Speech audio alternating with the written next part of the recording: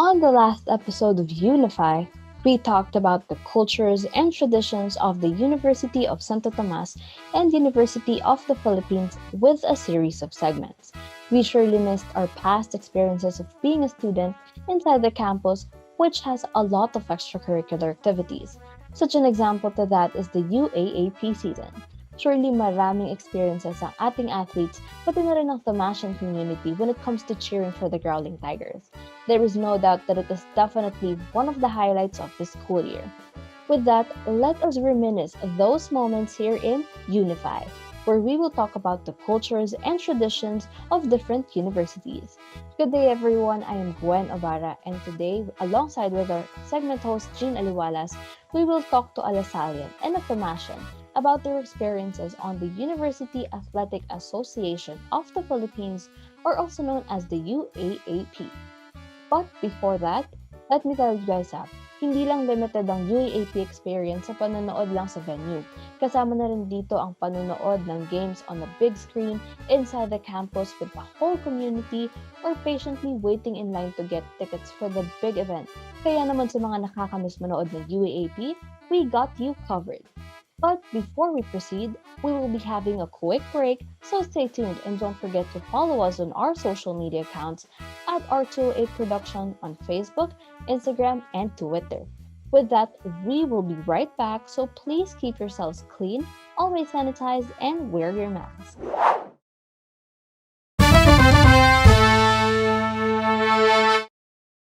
And we're back. You're tuned into Unify, where we showcase the unique experiences and stories of university students. Once again, I am Gwen Obara, and today I am here with Keo Lagnada from University of Santo Tomas and Bea Clarianes from the La Salle University. Hello, guys! Hello. Hello. Una sa lahat, thank you guys for joining us on our second episode. Let me ask, kamusta naman kayo? How's your day been so far? So far, my day has been great naman. How about you, Keo? Medyo stress kasi prelims week. Ayan. I'm glad na okay naman kayo kahit na very busy yung schedule. But before I go ahead and introduce today's topic, I want to ask you guys, meron ba kayong idea kung ano yung pag-uusapan natin for today? Like any guess or idea lang? UAAP? UAAP. Hindi ko sure. UAAP. Sige. Napakagaling ng ating mga guests because you guys are correct. Our UniLife topic for today is the UAAP Collegiate Sports Events. Ayan. So, let's enjoy the show as we talk about the UAAP and your university. And so with that, let me give a little background muna on the games for those who aren't too familiar with them. UAAP actually originated from the National Collegiate Athletic Association, or the NCAA. In an effort to increase amateur participants in competitions, the University of Athletic Association of the Philippines, or the UAAP, was then officially established in 1938. There are 28 events and 8 participating colleges are represented by their respective varsity teams for these different categories. The school with the highest collective point total in all of these games is then declared as the overall champion for that season. Now, let me turn to you guys naman.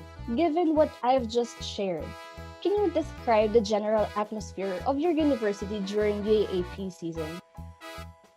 Sa UST sobrang unique kasi dahil iba-iba yung parang nila atmosphere. Yung may iba may umiiyak dahil sa tuwa, may sumisigaw dahil sa tuwa. So, yun, iba-iba kasi yung uniqueness ng Tomasian. So, yung pagtanggap nila kung paano yung panonood nila ng UAAP yun.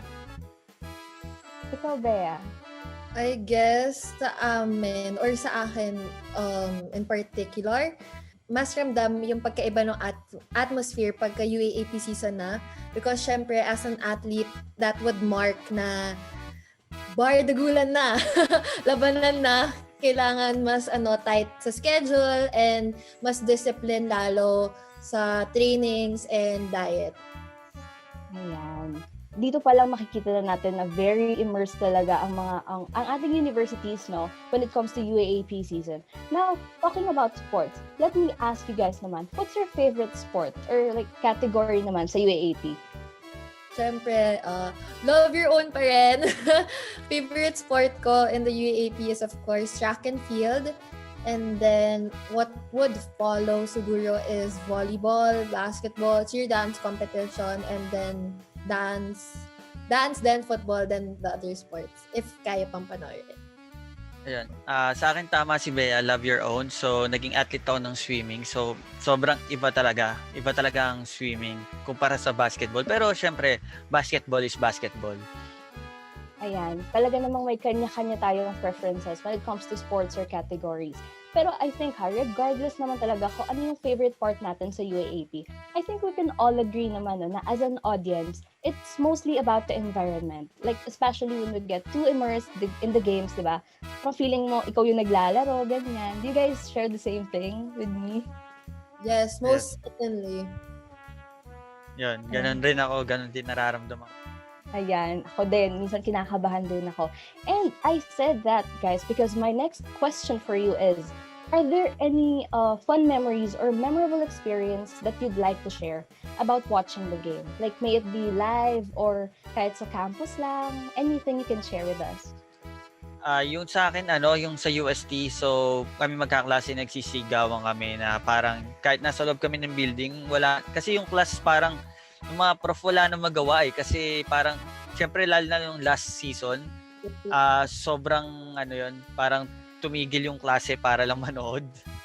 So yun, sobra. Tas sa swimming naman kasi ang sa swimming kasi magkakatabi ang school so lahat kami sumasayaw, lahat nagchi-cheer, ganun. Ikaw naman, Bea. For me, yung nanood ako ng rivalry game, volleyball yon, DLSU versus Ateneo. Tapos sa tiyempohan na yung seat ko was Ateneo side. Tapos last point na yon, last winning point. Syempre ako, yung emotions ko at that time, hindi ko na makontrol kasi Team Lasal, tapos sa Ateneo ka, diba? I don't care na kung sino mga katabi ko, pero nung nanalo yung Lasal, nung nakuha naman yung point, ako lang yung kami lang ng group of friends ko and family yung sumisigaw among the crowd. Imagine mo, kami lang yung naka-green sa sea of blue. So, syempre, nag-die down na yung cheer, doon na lang kami nahiya. Tsaka namin na-realize, oo nga pala. Sa kabilang salita. Grabe. So, sobrang nanamnam mo din yung game, no? Like, regardless of them, bahala na mag-cheer ka. Tama yan. So, let me ask naman, guys. Does your university have any tradition or kahit anong activities in support of the game? Like, di ba, syempre, as a Tomasian, I know we have Yellow Day in UST, di ba, Keo? Yes. Ayan. May share ka ba? Hindi man siya sikat yung pagpila sa pagbili ng ticket.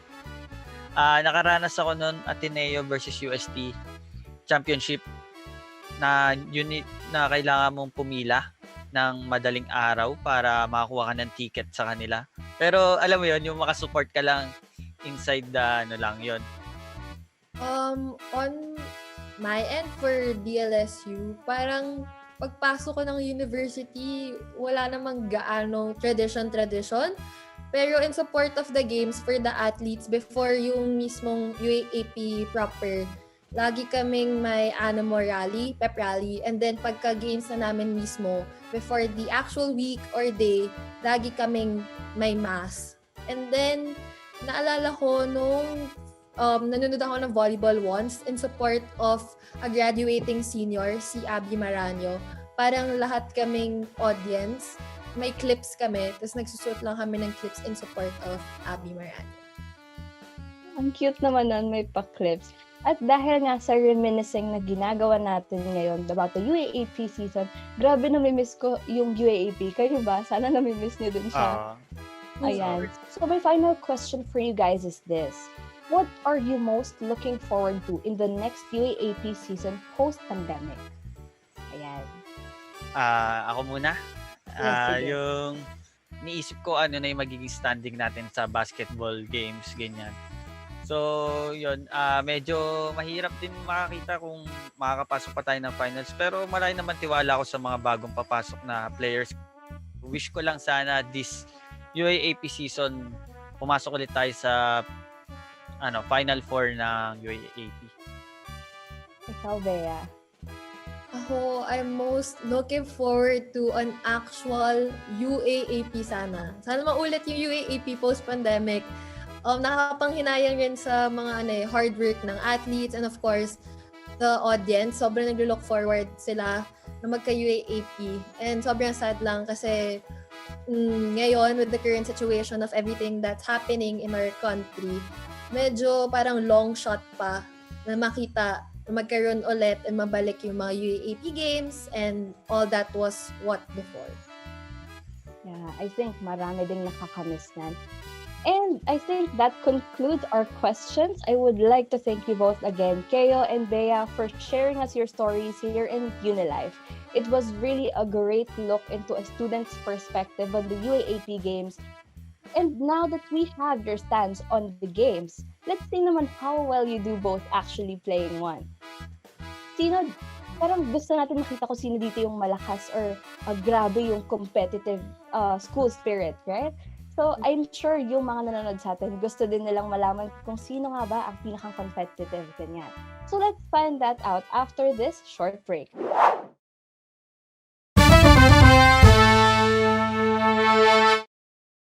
And you're still tuned in to Unify with me, your host, G, along with our lovely Tomasian and Lasallian guests, Keo and Bea. How's the experience so far? I hope you guys are enjoying the show. Yeah, the experience has been great so far. I'm enjoying the show. Me too, I'm enjoying the show. You know what? It was indeed a fun time getting to know how different universities treat the UAP season, no? I've noticed how these cultures reflected the vibes of their students as well. And with that, I can't wait to get to know them more with our next segment, Archer and Tiger Decide UAAP Edition. Basically, these are a few fun questions with a twist. I'm pretty sure you guys are familiar with the game Would You Rather, right? Yes. Yeah. But that's how it is. Super simple and chill lang. I'll give you two choices, then just mention whichever you guys prefer and tell us why. So talagang this segment will test what kind of UAAP fan you guys are. So, are you ready? Ready? Ready? Alright, so first on the list, would you rather buy a merch or buy a ticket for the game? I'd rather buy a merch tapos hingi na lang ng ticket. Me naman, I'll buy a ticket kasi more on memory. Gusto ko keep na memories. So, hindi kasi ako materialistic na tao. So, mas gusto ko yung na experience ko. So, yun. Next naman is, would you rather be a fan of UAAP athletes or be an athlete yourself? I'll choose to be an athlete. Mas gusto ko talaga maging athlete kasi sobrang saya. Yung brotherhood, yung bonding, nakasama mo yung mga teammates mo, ibang-iba. As in, ibang-iba siya kaysa sa classroom. So, yun. For me naman, since dati na akong fan of UAAP athletes and dream ko talaga maging athlete for UAAP, I'd rather be an athlete. And kahit naman athlete na rin ako ngayon, avid fan rin naman ako ng mga teammates ko and other UAAP athletes. Bilang athletes, hindi na naman mapagkakaila na hindi biro ang pagtitraining at pagkokondisyon sa pag-maintain ng bodies nyo at syempre ng game ninyo. Sobrang hirap. Dami mo sacrifices na gagawin, lalo na sa personal life mo, extracurricular. Sobrang hirap talaga kasi yun, dahil minsan mangyayari sa'yo bahay, school training, bahay. So, kailangan mo talaga mag-sacrifice bilang athlete. Yun. Totoo yung sinabi ni Keo. Aside from yung workout, training, academics, social life, and lahat ng responsibilities na meron kami, kailangan mo talagang mag-sacrifice para ma-manage mo and ma-maintain mo lahat ng iyon. Para wala kang mapabayaan. Sure naman ako kayong dalawa na ma-manage yun naman yung time ninyo properly, diba? But anyway, let's proceed to our next question. Ito feel ko both questions give a different vibe talaga. So, would you rather watch live in venue or live in the campus? For me, I'd rather watch live in venue.